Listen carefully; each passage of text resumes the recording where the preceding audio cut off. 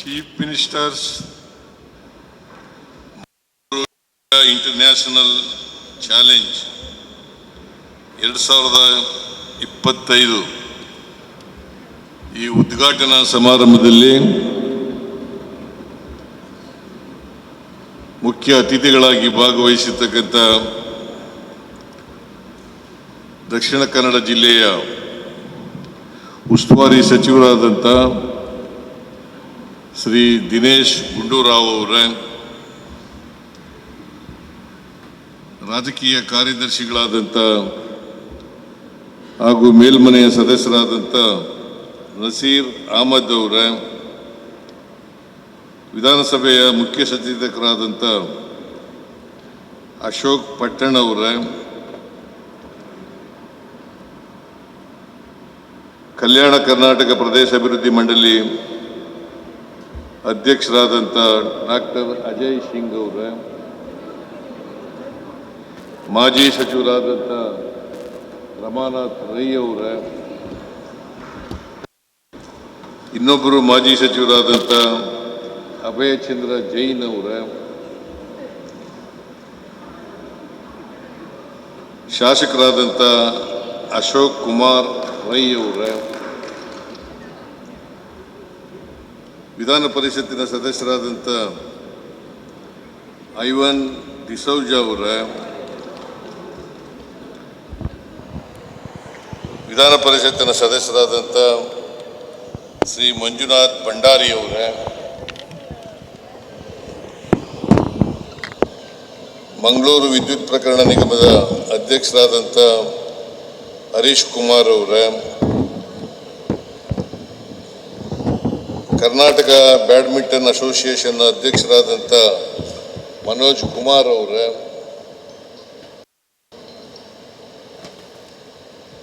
ದಕ್ಷಿಣ ಕನ್ನಡ ಜಿಲ್ಲೆಯ badminton association ಅಧ್ಯಕ್ಷರಾದಂಥ ಸಂತೋಷ್ ಕುಮಾರ್ ಶೆಟ್ಟಿ ಅವರೇ, ಇಲ್ಲೇ ಇದ್ದೀರಲ್ಲ, ಕರ್ನಾಟಕ ಕ್ರೀಡಾ ಪ್ರಾಧಿಕಾರದ ಉಪಾಧ್ಯಕ್ಷರಾದಂಥ ಅಶೋಕ್ ಅರುಣ್ ಮಾಚಯ್ಯ ಅವರೇ, ಕರಾವಳಿ ಅಭಿವೃದ್ಧಿ ಪ್ರಾಧಿಕಾರದ ಅಧ್ಯಕ್ಷರಾದಂಥ ಶ್ರೀ ಗಫೂರ್ ಅವರೇ, ಗೇರು ಅಭಿವೃದ್ಧಿ ನಿಗಮದ ಅಧ್ಯಕ್ಷರಾದಂಥ ಮಮತಾ ಗಟ್ಟಿ ಅವರೇ,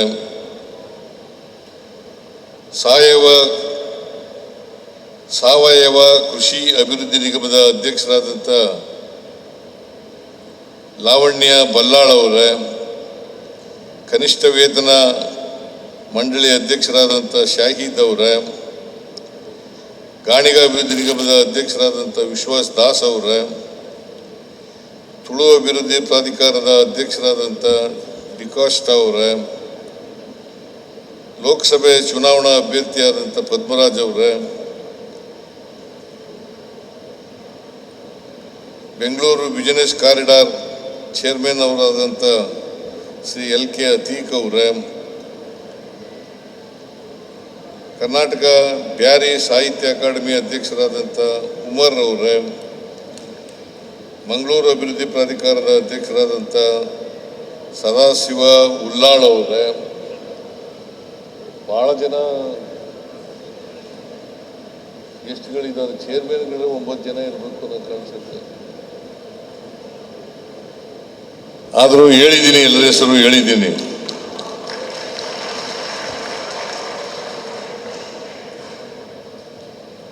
ಈ ಪಂದ್ಯಾವಳಿನಲ್ಲಿ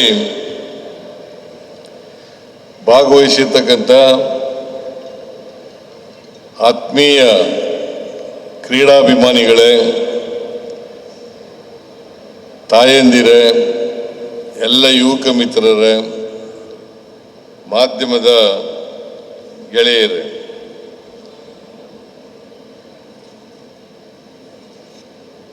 chief ministers Mangalore India international challenge 2025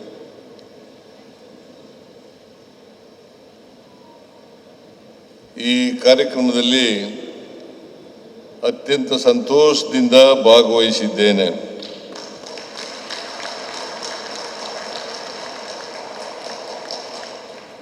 ನಿಮ್ಮೆಲ್ಲರಿಗೂ ಕರ್ನಾಟಕ ರಾಜ್ಯೋತ್ಸವದ ಶುಭಾಶಯಗಳನ್ನು ಹೇಳಲಿಕ್ಕೆ ಬಯಸ್ತಾ ಇದ್ದೇನೆ. 1ನೇ ತಾರೀಕು ನವೆಂಬರ್ 1ನೇ ತಾರೀಕು ಕರ್ನಾಟಕ ರಾಜ್ಯೋತ್ಸವದ 70ನೇ ದಿನವನ್ನು ಆಚರಣೆ ಮಾಡ್ತಾ ಇದ್ದೀವಿ. 70ನೇ ವರ್ಷ ಆಚರಣೆ ಮಾಡ್ತಾ ಇದ್ದೀವಿ. ಅದಕ್ಕಾಗಿ ರಾಜ್ಯದ ಜನತೆಗೆ ಮತ್ತು ನಿಮಗೆ ಕರ್ನಾಟಕ ರಾಜ್ಯೋತ್ಸವದ ಶುಭಾಶಯಗಳನ್ನು ಕೋರಲಿಕ್ಕೆ ಬಯಸ್ತಾ ಇದ್ದೇನೆ.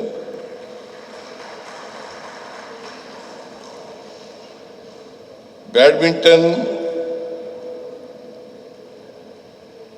ಜಗತ್ತಿನ ಅತ್ಯಂತ ಆಟಗಳಲ್ಲಿ, ಜನಪ್ರಿಯ ಆಟಗಳಲ್ಲಿ ಇದು ಒಂದು ಆಟ.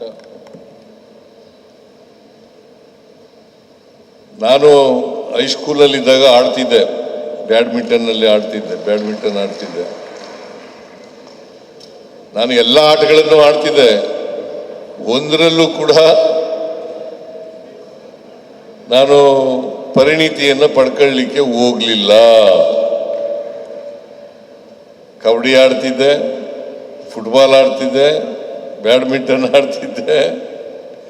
ಆಮೇಲೆ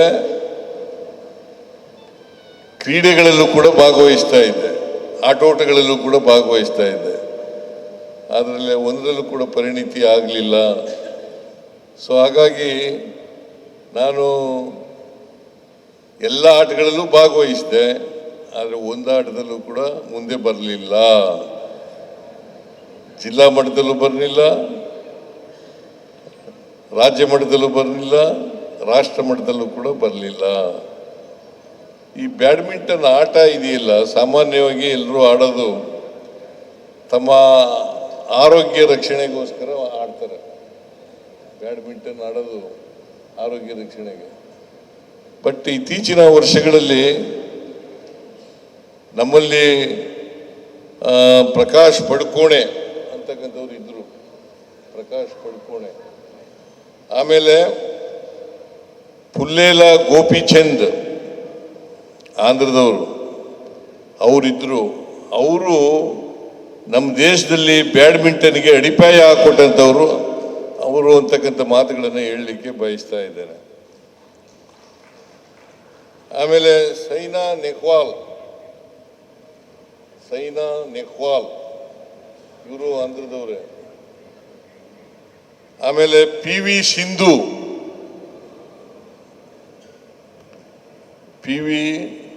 ಸಿಂಧು ಇವರು ಒಲಿಂಪಿಕ್ಸ್ನಲ್ಲಿ ಪದಕವನ್ನು ಭಾರತ ದೇಶಕ್ಕೆ ತಂದುಕೊಟ್ಟವರು.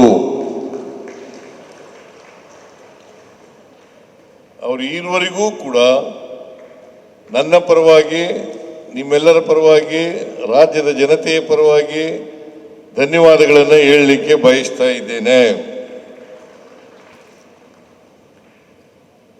ಬಹುಶಃ ಅಂತಾರಾಷ್ಟ್ರೀಯ ಮಟ್ಟದ ಪಂದ್ಯ ನಡೀತಾ ಇರ್ತಕ್ಕಂಥದ್ದು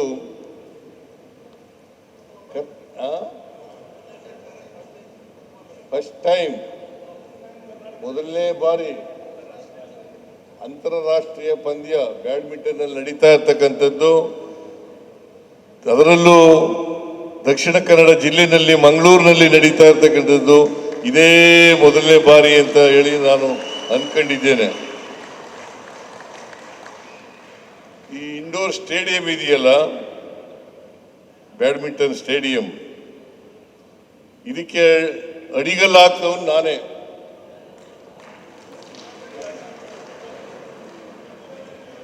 ಉದ್ಘಾಟನೆ ಮಾಡಿದವನು ನಾನೇನೆ. ಹಿಂದೆ ಮುಖ್ಯಮಂತ್ರಿ ಆಗಿರುವಾಗ ಇದಕ್ಕೆ ಅಡಿಗಲ್ಲು ಹಾಕಿದ್ದೆ. ಸುಮಾರು 35 ಕೋಟಿ ರೂಪಾಯಿಗಳ ಅಂದಾಜಿನಲ್ಲಿ ಈ ಬ್ಯಾಡ್ಮಿಂಟನ್ ಇಂಡೋರ್ ಸ್ಟೇಡಿಯಂ ಅನ್ನು ಮಾಡಬೇಕು ಅಂತೇಳಿ ತೀರ್ಮಾನ ಮಾಡಿದವು. ಪ್ರಾಜೆಕ್ಟ್ ಕಾಸ್ಟ್ 35 ಕೋಟಿ. ಈ BJP ಅವರು ಬಂದ್ರಲ್ಲ, ಇದನ್ನ ಕಡಿಮೆ ಮಾಡಿಬಿಟ್ರು, 20 ಕೋಟಿ ಮಾಡಿಬಿಟ್ರು. ಆಮೇಲೆ ದುಡ್ಡು ಖರ್ಚು ಮಾಡಲಿಲ್ಲ, ಕಂಪ್ಲೀಟು ಮಾಡಲಿಲ್ಲ. ಮತ್ತೆ ನಾನು ಮುಖ್ಯಮಂತ್ರಿ ಆದಮೇಲೆ ಇದಕ್ಕೆ 15 ಕೋಟಿ ರೂಪಾಯಿಗಳನ್ನು ಕೊಟ್ಟು ಪೂರ್ಣಗೊಳಿಸ್ತಕ್ಕಂಥ ಕೆಲಸ ಆಯಿತು. ಮತ್ತೆ ನಾನೇ ಉದ್ಘಾಟನೆ ಮಾಡಿರ್ತಕ್ಕಂಥ ಅವಕಾಶನೂ ಕೂಡ ಸಿಕ್ತು. ಹೆಚ್ಚಿನ ವಿಡಿಯೋಗಳಿಗೆ ಪ್ರತಿಧ್ವನಿ ಯೂಟ್ಯೂಬ್ ಚಾನೆಲ್ ಸಬ್ಸ್ಕ್ರೈಬ್ ಮಾಡಿ, ಬೆಲ್ ಐಕಾನ್ ಕ್ಲಿಕ್ ಮಾಡಿ.